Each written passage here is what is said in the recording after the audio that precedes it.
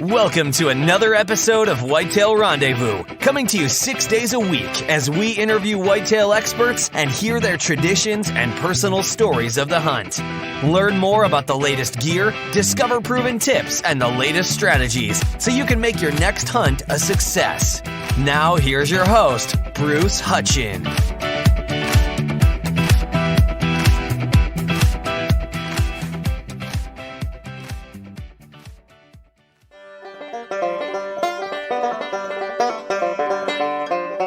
Welcome to another episode of Whitetail Rendezvous. And it's really fun because I'm going to interview a podcaster.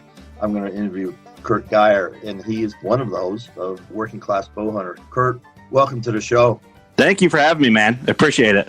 Well, yeah, it's fun for a couple of podcasters to get together because you never know what the heck's going to happen. I know, we get to nerd out over podcasting pretty much. So I find when I guest on other shows or we have another podcaster on our show, it takes up more time just talking about podcasting than hunting sometimes, but it's all fun. Well, it's all good. That's for darn sure. So let's just start right off and let people know why the heck you started Working Class Bowhunter, because you're uber successful. You've helped D-Rock out at East Coast Bowhunters and a lot of other people in the industry. So kind of lay it down how you guys get started. Yeah, well, the lame answer, I mean, honestly, back in 2015, well, it would have been before, because we launched our first episode like first week of March 2015.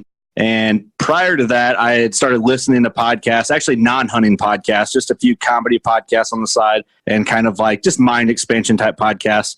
And then I looked up hunting podcasts to see if there was something I could find. And really, I just had a hard time finding what was real comfortable for me at the time. And I thought, well, it'd be kind of cool to start my own. That'd be kind of a fun project and a hobby to get into. And I kind of just put something out on my Twitter for some weird reason, like, hey, I'm going to start a hunting podcast. And a guy that followed me, which is now one of my co-hosts, we call him Stephen Muller, and he's like the big comedian guy on our show. He had a comedy podcast that he was part of at the time. And he reached out and said, hey, I just got into hunting, but I know comedy and I know podcasting if you want to come to our studio and be a guest. So I went on his show with a bunch of non-hunters. It was just a pure comedy podcast and just kind of BS with them. And I was like, this is really fun. And this was before hunting season. So all throughout hunting season, Steve texted me probably every day, hey, let's start this podcast. Let's start this podcast. And I kind of was like, no, I'm hunting. Like, I don't have time to start a podcast now. And then once season kind of tapered off, I was like, all right, let's go get the gear and give it a shot. And I think our first 10, 15 episodes was us sitting in lawn chairs in the same room, looking at each other all awkward, basically talking into blank space at that point, honestly. But it's kind of just snowballed into, I don't know, this little monster we created, and it's a ton of fun. It's one of the best things I've ever done.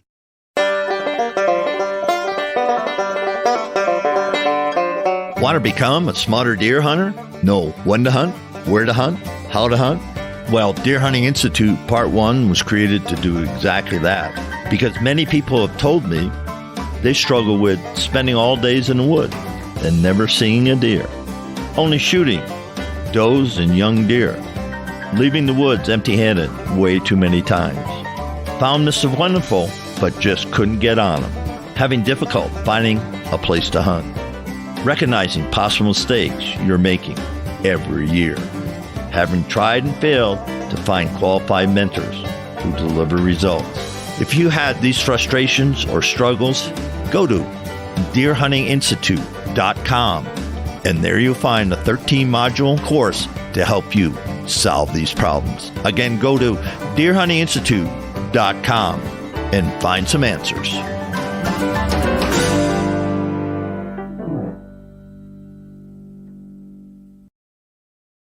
Let's talk about working class. A lot of people try to put themselves in a specific area, but we all work. So how did that title come along?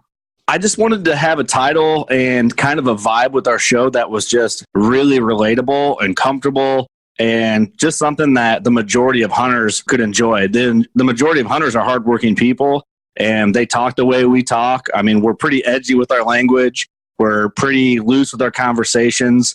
And we talk about anything and everything, just like how you would in hunting camp with your buddies. You might talk about super specific hunting tactics for, a big chunk of time. And then for the rest of it, you might just not talk about hunting and maybe talk like giving each other shit about something you did when you were hunting or whatever it may be. So we mix it all together. we just have a good time. It's really the bottom line. We're just having a good time, not at work, talking about what we love to do. And I just had a podcast with a lady from Gear Junkie, Nicole Qualteri, and summarized the whole hour by said, what I want to do in hunting is have fun. And so many times in social media, all over, we got so wound up in the aspect, I got to kill this buck or this elk or whatever. And we put so much pressure, and hunting's supposed to be fun. And I think some people miss that because, I got to do this. I got to have this. I got to spend all this money. I got to do this. No, you don't have to do anything. You can get a pair of jeans. I wouldn't like jeans because it's the dark, actually, because of the blue thread. But get a pair of pants, sweatpants, a jacket, a hoodie, and a license and a rifle or a bow and go hunting. And you can kill deer. Yeah, that's where I always get into. It depends on how far you want to take it. If that's where you want to stop it and just enjoy yourself, that's awesome. I put pressure on myself intentionally to do good, but I always have. And that's fun to me. I enjoy that self-pressure. That's what motivates me. And if it wasn't for hunting, I don't know what kind of person I would be in my daily life without it. I still feel like I'd be a motivated person, but I feel like because I have the drive to hunt as hard as I do, especially bow hunting, that it helps me in other places in life. So it's like my self-healing and mental check. It keeps me ticking the correct way, I think. Yeah, especially when a buck kicks your ass. Yeah, that'll really bring you grounded. I mean, you need that, you got to be humbled every year. And every year you're like, man, I had a good season last year. Let's go. And next thing you know, you get slapped upside the face. So.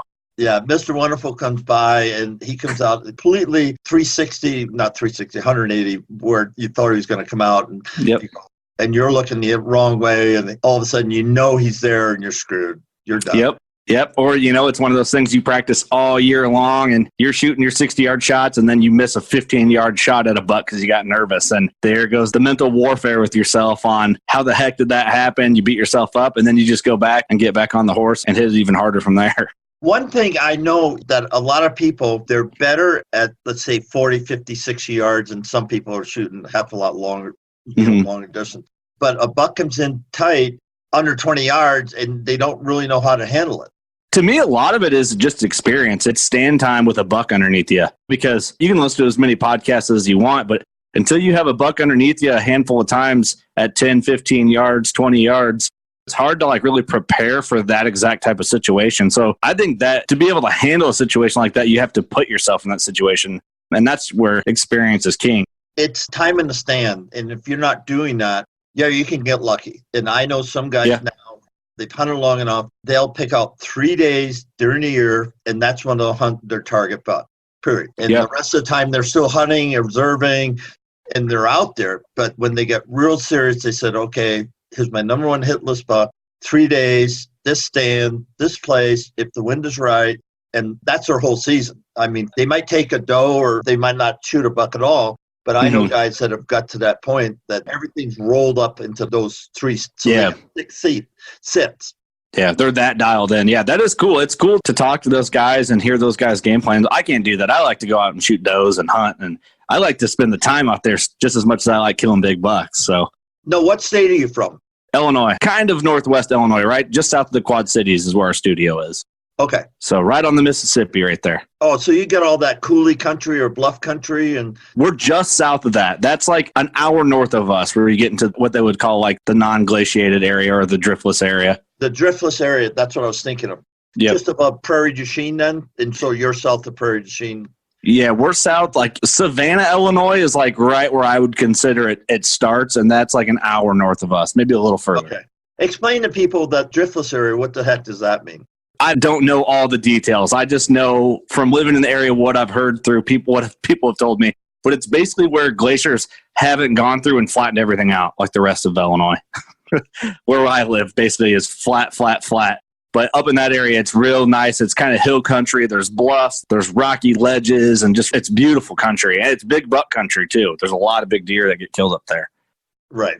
And it kind of starts up above, Eau Claire County and Minnesota. Actually, it keeps going up a little north. And then, it's probably a couple hundred miles along, the Mississippi, within probably 50 miles, 100 miles of the Mississippi. The sliver of Illinois there, a little sliver of Iowa, a big chunk of Wisconsin. I'm sure it probably gets into a little sliver of Minnesota as well. I haven't been up that far in it, but it's a beautiful area. And there are good bucks up there. A lot of good bucks. Check that out. You think about just hunting. Why do we get crazy about hunting? I mean, think of all the podcasts 4 or 5 years ago when you and I started, there weren't that many hunting podcasts. No. Now, I don't know how many, hundreds or thousands of them. I just don't know. I welcome them all. You welcome them all. Why do you think that's grown so much?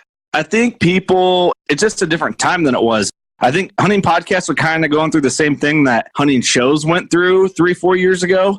I think hunting shows were just looked at as this big idolized thing, and they still are, certain shows.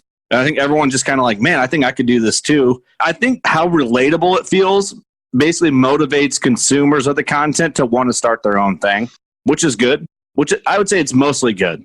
I'd say it's 90% good, maybe more than that.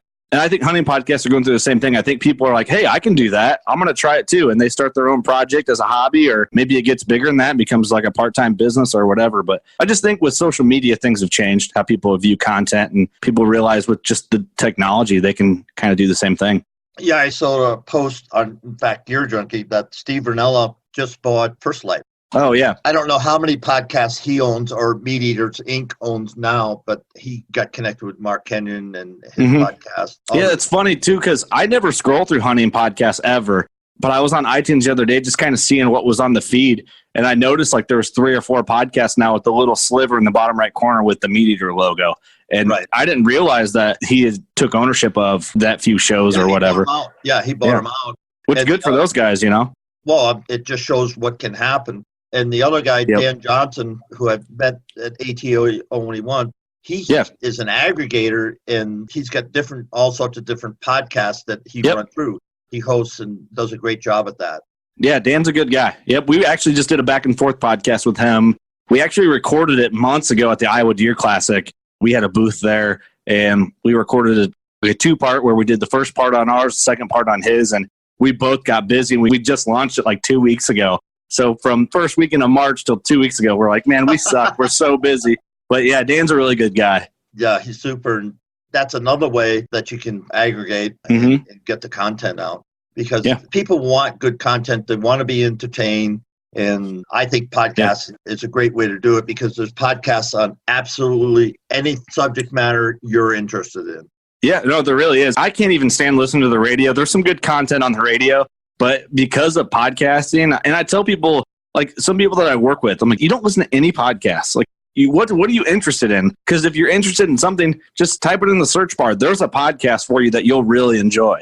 And people are just like, oh, I never really thought about it. I'm like, well, think about it. Get on there. But in the same turn, I have guys that I work with that are really into like woodworking, that are really into like woodworking podcasts and car podcasts and stuff like that. So that's the cool thing about it. Podcasting can help people dive into whatever avenue of interest they have, whether it's cars, woodworking, hunting. It might just be strictly bow hunting, which we're more just a bow hunting podcast, but we do discuss a little bit of it all. Or if you're just into rifles, there's a podcast out there somewhere for you. So it's pretty cool. As influencers in the outdoor industry, I think we can have a part of the R3 initiatives that are going on in every state, and there's conversations all over the country, and that's recruitment, reactivation, and retention of hunters. What's your thought on the R3 initiatives? As far as like podcasters? Right.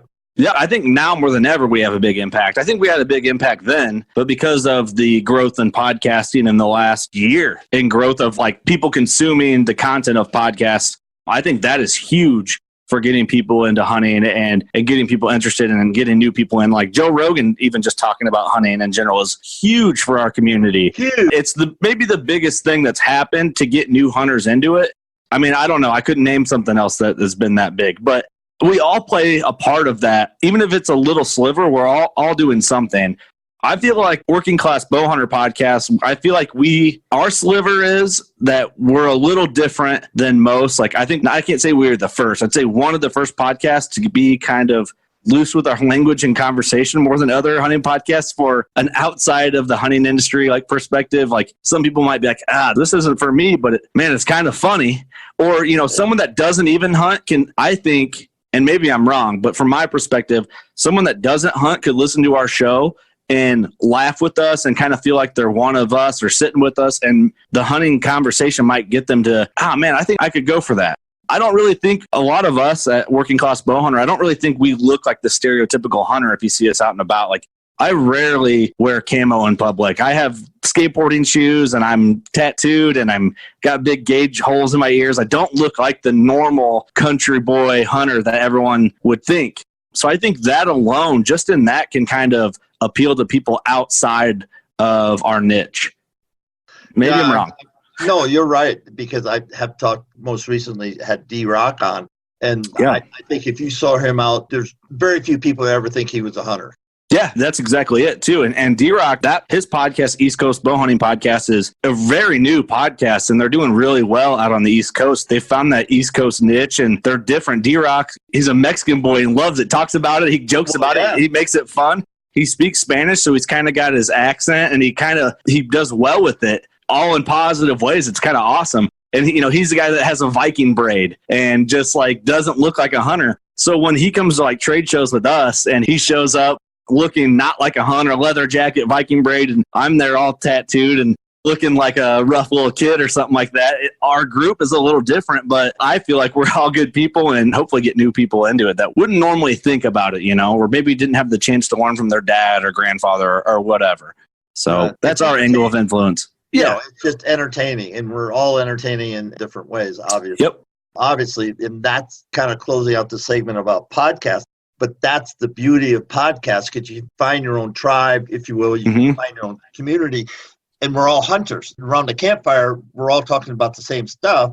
Exactly. And it doesn't matter who we are, what gender we are, or what's our nationality. It doesn't matter. It's just we're hunters, and so we've got the common ground. That's so important. Yeah. They basically said, how many close friends do you have that don't hunt nowadays? It's kind of slim. Most of my friends now are all hunters. It's just that common interest makes for a strong bond relationship. I have a few friends that don't hunt, but if you think about it, most of my friends now are hardcore hunters or getting into hunting because we share that same passion. So it's cool what kind of relationships can build off just a common interest. Agreed.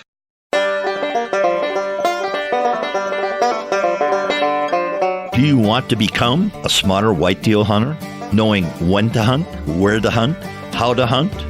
Over the past 4 years, people have asked me, hey, I'm struggling with spending all day in the woods and never seeing a deer, only getting opportunities at doe or young bucks, leaving the woods empty-handed too many seasons. Located the deer of a lifetime, but just flat out missed. Having difficulties finding a place to hunt, recognizing mistakes that you're making over and over again, and you want to eliminate them. Having tried and failed to find qualified mentors. Well, you've come to the right place.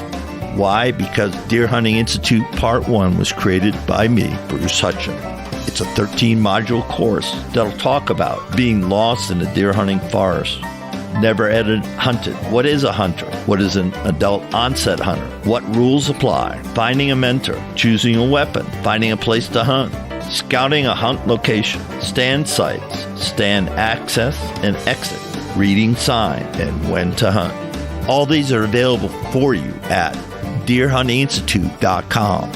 Go now to deerhuntinginstitute.com and sign up for the best deer hunting course in America.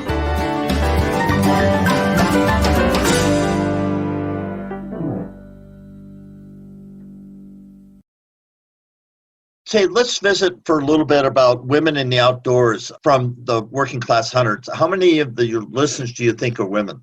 Ooh, that's a good question. I don't know. I've never really thought about it. Not many. I would say, like, if I had to break it down into a percentage, I'd say 10%, honestly. Maybe it's more, maybe it's a lot less. Because I know in the social media, Facebook used to break out the demographics. I know my Instagram account does, and I'm running about 13% of my followers on Instagram are women. So if you take the same thing, about 13%, and I was talking to Brad Luttrell today from Go Wild, and he said the biggest increase last year was women. And so it's part of the industry that we've got to make sure that they're welcome and they're comfortable and they can take part in whatever the heck we're doing.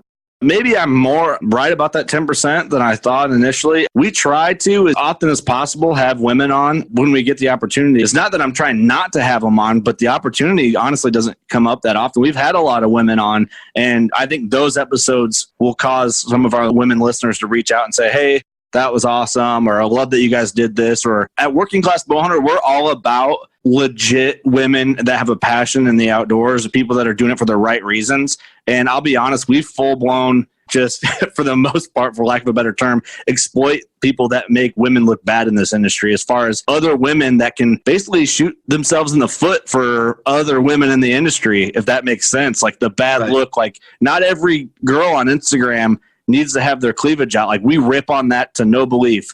And that's where we get a lot of our messages and feedback from other legit women who are in this because it's their tradition. They grew up doing it. They're passionate about it. They're respectful about this industry and the image of it and all that. So I feel like even though sometimes it might be kind of harsh to kind of rag on the women that are giving it a negative look, I feel like it's also important.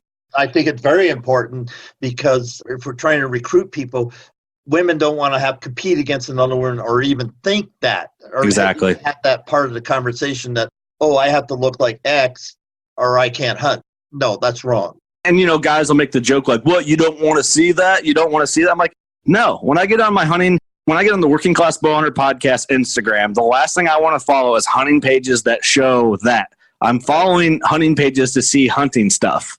I don't want to see cleavage and girls in thong bikinis sitting on coolers. I don't care about that. If I'm following hunting pages, I want to see hunting content, real hunting content. So don't show me that. I'm so sick of it. It's corny. I think it's a bad look.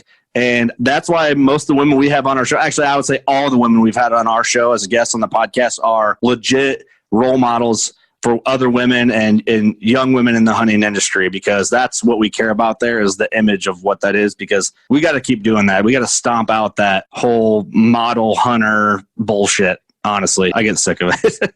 No, and I'm sure everyone else does too. Right. And manufacturers take note because people in the industry that are influenced in the industry don't want to see it. I sure as heck don't want to see it because I got granddaughters and stuff like that and my grandsons and stuff like that. It just doesn't belong and nobody cares. When you're in hunting camp, it doesn't matter anyway because we're all exactly. We're all hunters. That's what we are. That's why we're there. And yeah, there's differences. Okay, fine. And grow up and treat everybody like they're hunters. Yeah. Yeah, if I want to get that content, I know where to find that content everywhere else on the internet. So leave it out of hunting. We don't need it here. That's for sure. Talk about your hunting tradition. I mean, you love to hunt, and we talked about people that only hunt 3 days and still get their buck. But what about your hunting tradition? My hunting tradition is it's changed throughout the time I've hunted from when I was a little kid till now.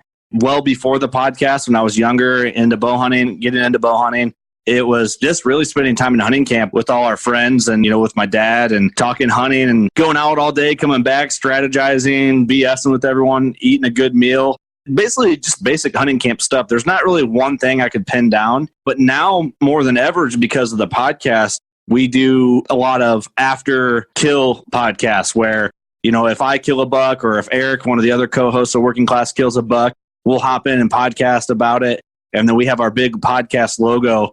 It's like a backlit stainless steel cutout of our logo in the studio. We'll turn the LED lights on it red, and we leave that red for a week after each kill we have with our bows. So it's kind of like a fun thing, like see how long you can keep the light on. But really, it's just talking with your buddies. That's kind of like my hunting tradition. I don't really have one set in stone thing that I do every year, which I think is good. I don't know.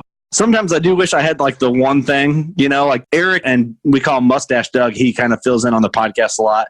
They watch the movie. Their tradition is watching Escabana into Moonlight before hunting season. That's like their thing. But other than that, that's a super generic answer. I don't have anything better than that, but it's just spending time with your boys. Yeah. No, thinking back all the hunting stories, what's one of the hunting stories that stands out for you that you take away? And when you're thinking about hunting, you always kind of filter back to that or drift back to that one. Yeah, it's not even one of my hunts, to be honest. There's a lot of especially younger, spending time in camp, with my dad hunting. And I was the youngest guy in hunting camp. I was the only kid that was a legit bow hunter. And so I was around all these adults and hearing their stories back at camp. And my dad killed a buck back in 2004. So I was 14 at the time. And we call it the Geier buck now. It's just what all of our listeners of the podcast know it as.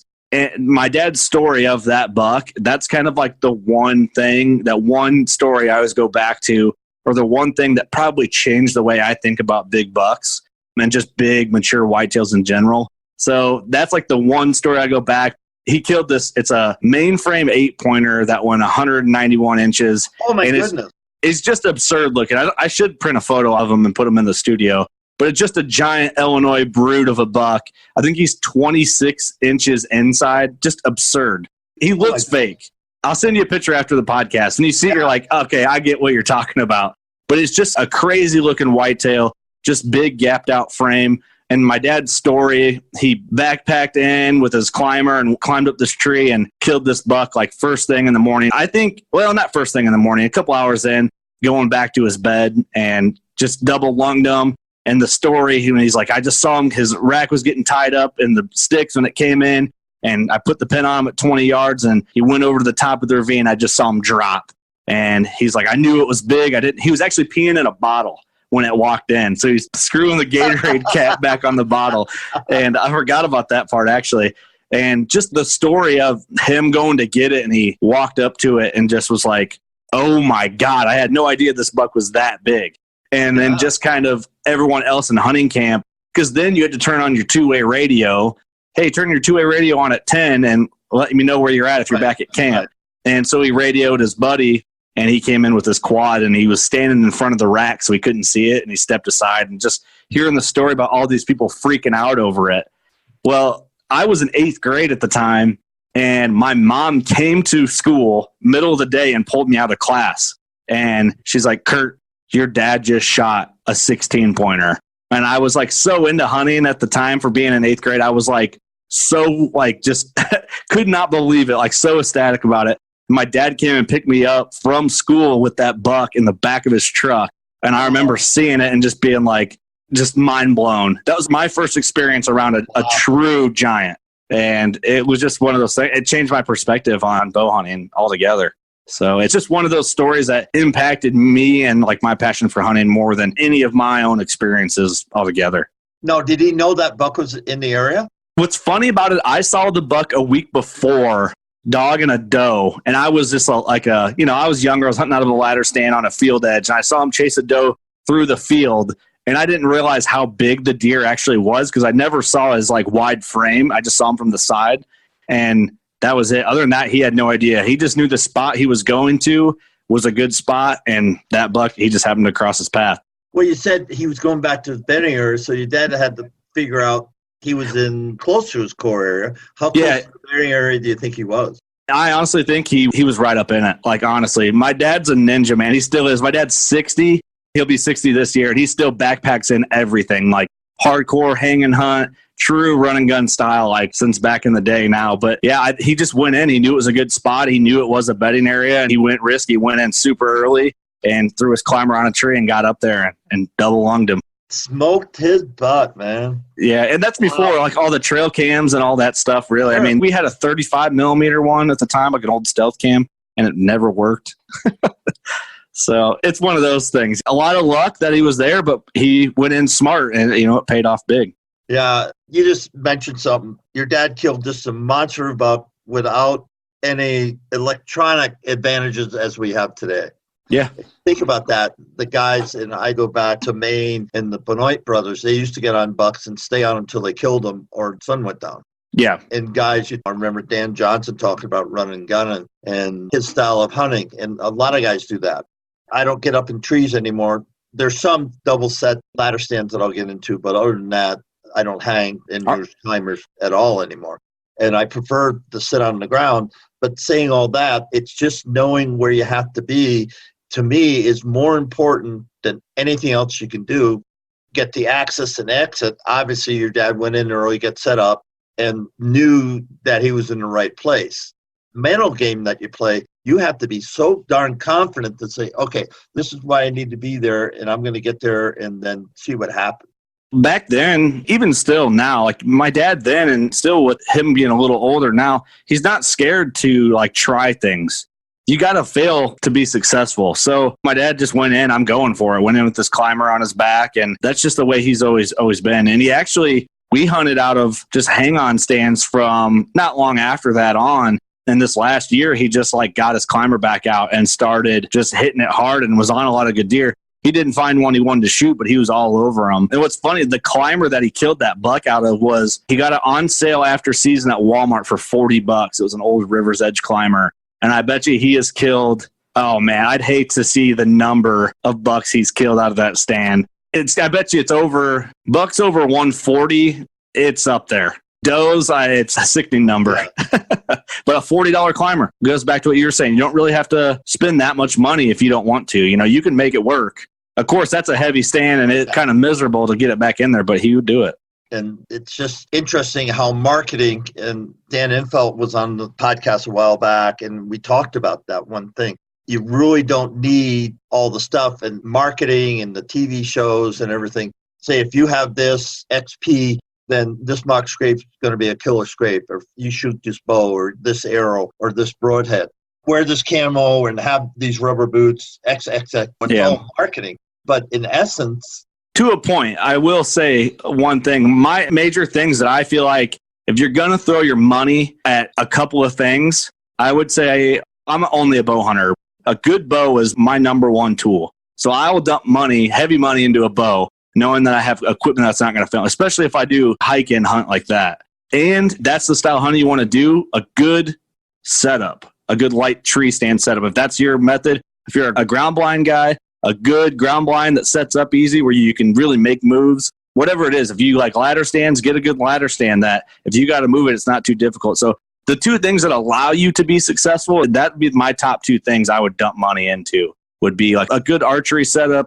I love hang-on stands. A good hang-on stand is going to be my other top tool to get it done, because everything else, you don't really have to have the best camo. You can hide in a good stand and you can shoot good with a good bow. I mean, that's really the top two in my opinion. Maybe there's more up there, but those are definitely the ones that stick out to me. Well, you got to have 3 sets of steps, right? I don't know how high you go. So you have to have 2 or 3 sets of steps. Yeah, it all depends on how you want to do it. You can do a lot of stuff with screw-in steps. You can do a lot with just 3-4 sticks. I prefer 4 sticks just in case you need it. But even then, it's just what the situation calls for.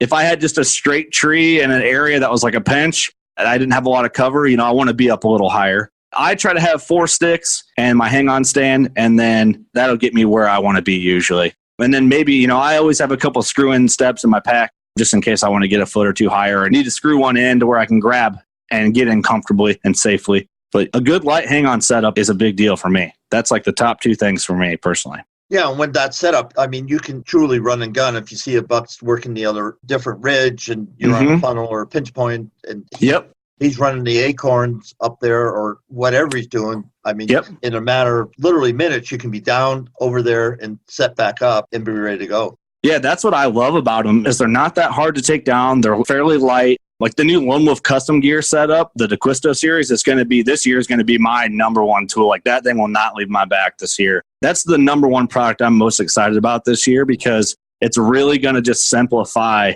It's not going to be as much of a hassle. Like if you got to make a move, if a buck's doing a certain thing, you get in there quietly and it's nice and light and you carry in, you can set up. You can set that thing up in the dark and be ready to rock. So that's my number one thing this year that I'm really looking forward to. Yeah, it amazes me, some of the guys and gals on the show, how they'll slip in the dark and set up their hang-on because a lot of public land, you can't leave a stand up overnight or it gets confiscated. I mean, it's just, you can't. And that too, that's another good point. If you're exclusively a public land guy, good money in your setup, like your stand setup, if that's your method of hunting, that's big. You got to have something light, especially those guys that are either canoeing in, backpacking way the hell back there. You don't want something heavy and clunky. It's light and quality is not cheap.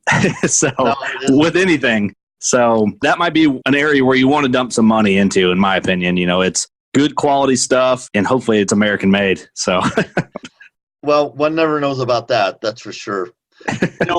You think about it. We started off talk about working class bow hunters and the people you represent, the type of guys you are, and how you're carved out your niche and you got great followers, both on the podcast and in social media. It's just, for me, it's just great to see guys like you and D-Rock and help that you gave D-Rock from East Coast Bow Hunters. It gives me hope for the future that we've got enough guys making enough difference as influencers to say, hey, I'm going to do this. I'm going to try this. And then get them involved. Yeah. So good job, man. Thank you, man. Thank you. Sometimes I feel like we don't do enough as a whole, but I mean, we try where we can. Yeah, every once in a while I'll look at that and then I'll get an email or something, or somebody will text me and say, hey, blah, blah, blah, blah. And I just want to say thank you. And you go, okay. No, that's what it is. Because if one person took the time to do that, then there's probably hundreds of other people that thought it, but just didn't take the time to express themselves. Yeah, for sure.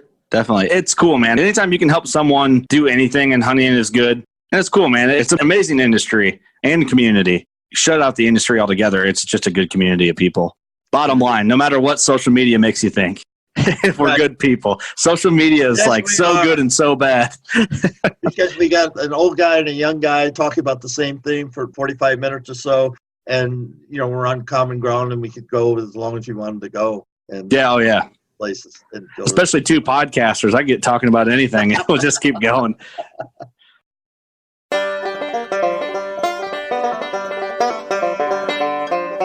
Hey, thanks for listening to the show tonight. Before we go, can I take a moment and say thank you?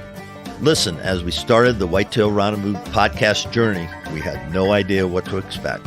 But after 4 years, we received a ton of feedback from our over 400,000 listeners and climbing to 500,000. Speaking of which, we are now closing in on over 600 featured guests. Thank you. And a quick shout out to all those who have left an iTunes review and your feedback. I get those and really appreciate it. And it's awesome to see what you have to say, and we do read every single one of them. And I just want you to know that I am incredibly grateful for your kind words regarding the show. And all of the ratings and reviews help us attract more listeners. And if you're one of those new listeners, welcome. Great to have you. By the way, if you haven't taken the time to rate and review our show and like the Hunting on Private Land strategy on how to get permission to hunt a private property, go to whitetailrendezvous.com as a special gift for just rating and reviewing our show. When you get there, look for the start button to get the details. Listen, I'll share you the top technique from some of the top hunters in the country on how do they get permission to hunt on private land. I'll share with you the exact techniques they use to get permission. As my way of saying thanks for rating and reviewing the show on iTunes. So join us next time. And remember, we're all on this journey together, learning, sharing, and becoming 365 hunters.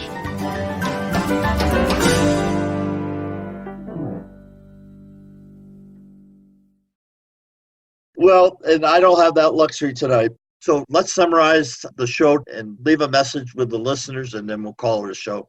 Yeah, I guess where you can find us, workingclassbowhunter.com, any podcast platform. We have a video series on Carbon TV, working on a lot of stuff right now and put a new episode out every week. And I'll close out my show. We always say, go shoot your bow. And with that, thanks so much for being a guest on Whitetail Rendezvous. Thank you, man. Appreciate it. Thanks for joining us. Be sure to tune in tomorrow for another episode of Whitetail Rendezvous, where you can listen and learn from the experts so you can be more successful on your next hunt. Until next time, listen, learn, and succeed.